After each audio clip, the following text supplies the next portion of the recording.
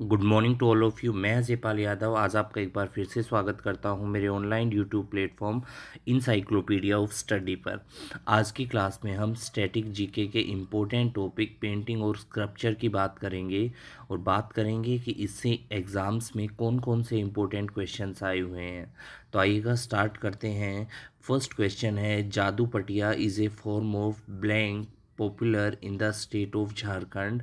जादू पटिया बेटा क्या है? ये पेंटिंग है, स्कल्पचर है, म्यूज़िक है या फिर डांस की फॉर्म है? याद रखिएगा, जादू पटिया जो है ये बहुत ही इम्पोर्टेंट पेंटिंग है झारखंड में। और झारखंड की स्पेशल दुमका डिस्ट्रिक्ट में संथाल ट्राइब के जो लोग हैं वो इस पेंटिंग को बनाते हैं। जादू पटिया दो वर्ड से मिलकर के बना हुआ है। जादू का मतलब होता है आर्टिस्ट और पटिया का मतलब होता है स्क्रोल। आर्टिस्ट नेचुरल कलर का इस्तेमाल करते हुए स्क्रोल करते हुए इन पेंटिंग्स को बनाते थे। क्वेश्चन एसएससी सीजीएल 2020 में आया हुआ है। अगला क्वेश्चन है, which of the following pair is incorrect with reference to paintings in India.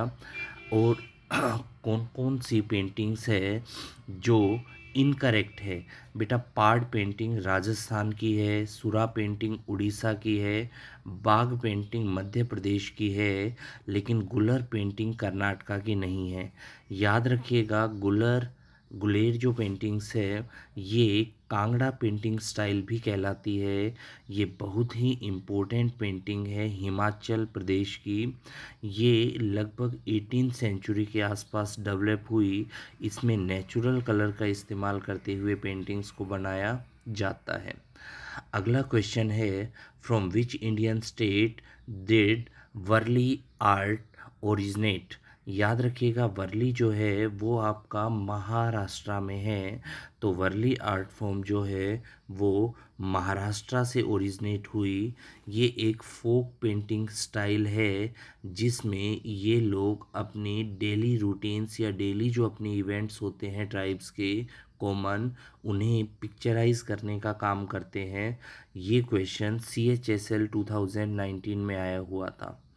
अगला क्वेश्चन है बेटा, the Patta Chitra style of painting is one of the oldest and most popular art form of West Bengal, Assam, Orissa और राजस्थान। याद रखिएगा, जो पत्ता चित्रा है जो बहुत ही इम्पोर्टेंट आर्ट फॉर्म है, ये है बेटा आपकी किसकी? उड़ीसा की। तो इसका करेक्ट आंसर आएगा उड़ीसा।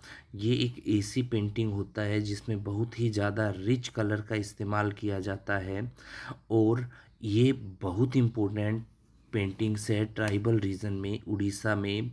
और इसमें ज़्यादातर कृष्ण लीला के बारे में दिखाया या दर्शाया जाता है।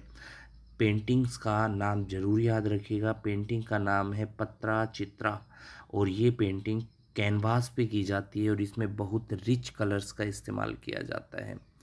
अगला क्वेश्चन है, which of the following martial art form is practised in the state of Punjab and West Bengal. कौन सी आर्ट फॉर्म है? और आपका ऑप्शन है कल्लारी पाइटू, मर्दानी खेल, लाठी या फिर थांगला। बेटा याद रखिएगा, इसका करेक्ट आंसर है आपका लाठी। लाठी एक इम्पोर्टेंट आर्ट फॉर्म है, मार्शल आर्ट फॉर्म, जिसे मेनली प्रैक्टिस किया जाता है पंजाब और वेस्ट बंगाल में। यहाँ पे लाठी का मतलब स्टिक होता है जो कि केन की बनी हुई होती थी। अगर हम बात करें कलारी पायटू की, तो कलारी पायटू तो इम्पोर्टेंट आर्ट फॉर्म है केरला की। केरला की आर्ट फॉर्म है। इसके साथ साथ थांगला है जो ये आर्ट फॉर्म है आपकी मणिपुर की। और मर्दानी खेल जो है ये आर्ट फॉर्म है महाराष्ट्र की। तो इसके अनुसार हमारे याद रखिएगा करेक्ट आंसर होगा सी, लाठी। अगला क्वेश्चन है, where is the started Jamdani weaving of traditional weaving art.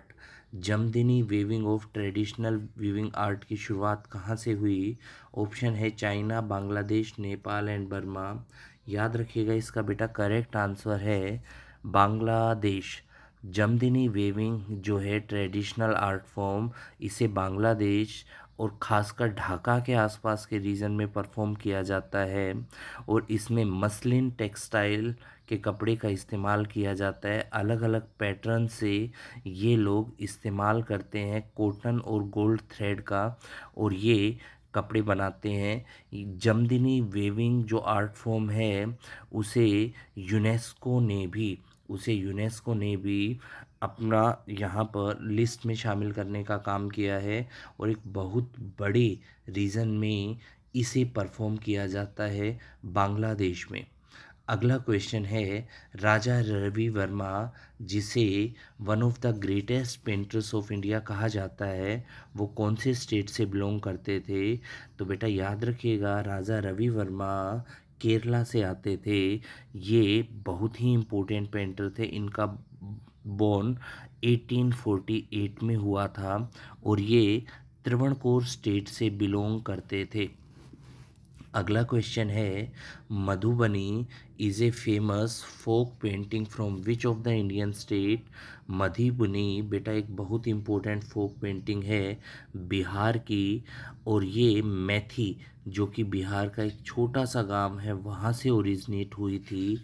इस पेंटिंग्स में जो वोमेन्स होती हैं वो ज़्यादातर अपने पेंटिंग्स में अपने घरों की वॉल्स को डेकोरेट करने के लिए पेंटिंग्स बनाती है। इसमें वो अपने थॉट्स, अपने होप्स और अपने ड्रीम्स को पेंटिंग्स के रूप में रिप्रेजेंट करने की कोशिश करती हैं। अगला, राजा रवि वर्मा जो थे वो एक बहुत ही फेमस क्या थे? तो अभी हमने पढ़ा राजा रवि वर्मा एक बहुत ही फेमस पेंटर थे, और ये प्रिंसेस स्टेट त्रावणकोर से आते थे, और इन्हें उस समय का सबसे इम्पोर्टेंट पेंटर माना गया है। अगला है, the subject matter of Ajanta paintings pertains to. Ajanta painting जो है वो बेटा केव्स के अंदर सारी की सारी डेडिकेटेड है बुद्धिज़्म को, बौद्ध धर्म को है। याद रखिएगा आपकी अजंता की सारी पेंटिंग्स। सेकंड है, the Ajanta paintings belongs to the Harappan period, Mauryan period, Buddhist period या गुप्ता पीरियड। अगर आप हड़प्पा में देखते हो तो हड़प्पा के अंदर 30 रॉक कट मोन्यूमेंट्स हैं, और ये जो सारी की सारी मोन्यूमेंट्स हैं ये बहुत ही मास्टरपीस है बेटा बुद्धिस्ट रीजन की, और इन पेंटिंग्स को ज़्यादातर गुप्ता पीरियड के दौरान बनाया गया। तो जो आपका करेक्ट आंसर है वो है आपका गुप्ता पीरियड। अगला क्वेश्चन है, what inspires the painting of Ajanta? Ajanta की पेंटिंग्स को किसने इंस्पायर किया है? बेटा ऑप्शन है आपका कंपैशनेट बुद्धा, राधा कृष्ण लीला, जैन तीर्थंकर्स या महाभारता एनकाउंटर्स। इस पेंटिंग्स में और कंपैशनेट बुद्धा को दिखाया गया है। ये ज़्यादातर जो पेंटिंग्स है ये जातक टेल्स के आधार पे बनाई हुई है, और इसमें भगवान बुद्धा के अलग अलग फॉर्म को रिप्रेजेंट किया गया है।